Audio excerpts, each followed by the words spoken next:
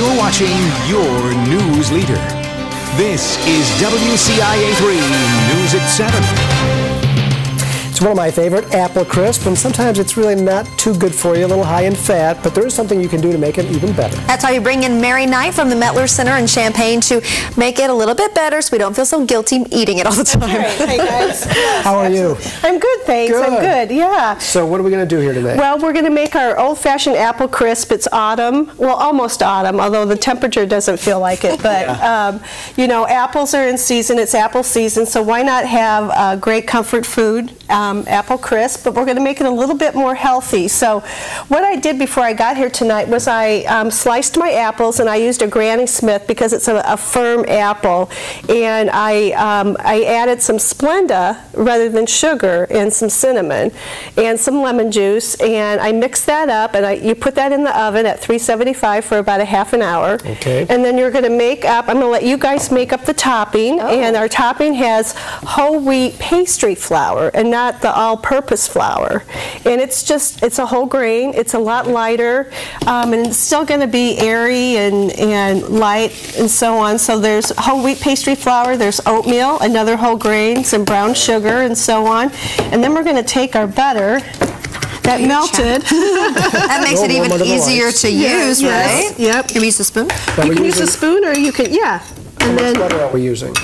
This is about 2 tablespoons of butter. Now, normally, if you were going to, you can use this if you want, Jen. Oh, will that make it better? You're going to, yes. I mean, I'm the cooking beginner here, so you're doing fine. You're doing fine.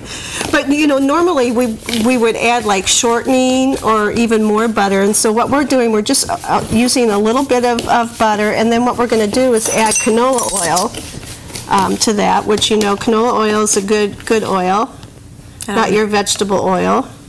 And then the other, kind of the secret ingredient here is we've taken some apple juice concentrate and thawed it, and we're going to put a couple of tablespoons of that, maybe one more, just to get it really Moisten it up a little bit. up. So you're using the juice in the canola oil and less butter, basically. Right, yeah, and it's going to be less saturated fat and so on. And actually, when you use the Splenda, that's even going to cut out 20 calories. Oh, wow. Yeah. Okay. That's per serving or for the entire? Per serving. And then we're going to add some walnuts, but you could add hazelnuts, pecans, anything like that. Okay, and you want it to be a little crumbly, but sort of moist? Is that what we're after here? Okay. And then you're just going to put that on top of your apples, and you're going to put that back in the oven for another half hour.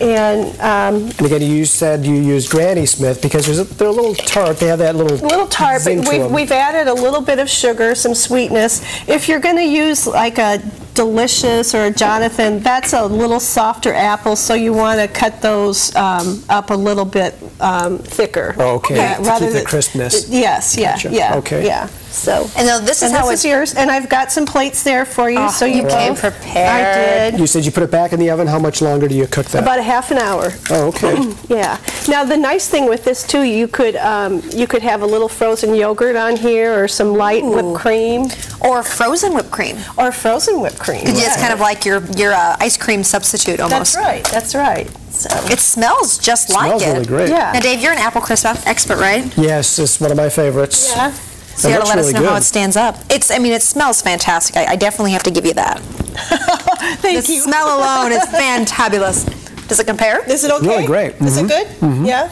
You know, I wasn't sure about the wheat flour because that can make it taste a little different, but But really, you want to remember to use the whole wheat pastry flour rather than whole wheat. Oh, okay. Yeah, it's there's a whole wheat difference. pastry flour, because the whole wheat is stronger, and you know, you use the whole wheat for breads and things like that. Whole wheat pastry flour you use in things like this, pie crusts, muffins. It's so fantastic. it's lighter, Nice. and you're still getting your whole grain. Okay, can you kind of break down for us the difference in serving? So one serving of this would be 274 calories, right? And if you're using this, and that's with the sugar, if you use real sugar. If you're going to use Splenda, then you're just going to subtract 20 calories. So that's about 253, 255, something like that. And this was 10 grams of fat? All right. And then the carbohydrates, about 47 grams. So, no, it's a great And alternative. everything in moderation. So, Well, Yeah, a little bit here. You don't want to sit down with the Awesome. entire pan, right? Oh, no, Jennifer. No, Jennifer, you don't want to No, do that. no, keep an eye on her tonight, Dave. All right, I will try, because it'll be gone before you The know rest of the it. staff is going to just devour this. Yeah. Well, Mary, thank you so much for coming you're in sure tonight. welcome. We'll publish this entire recipe on our website, IllinoisHomepage.net.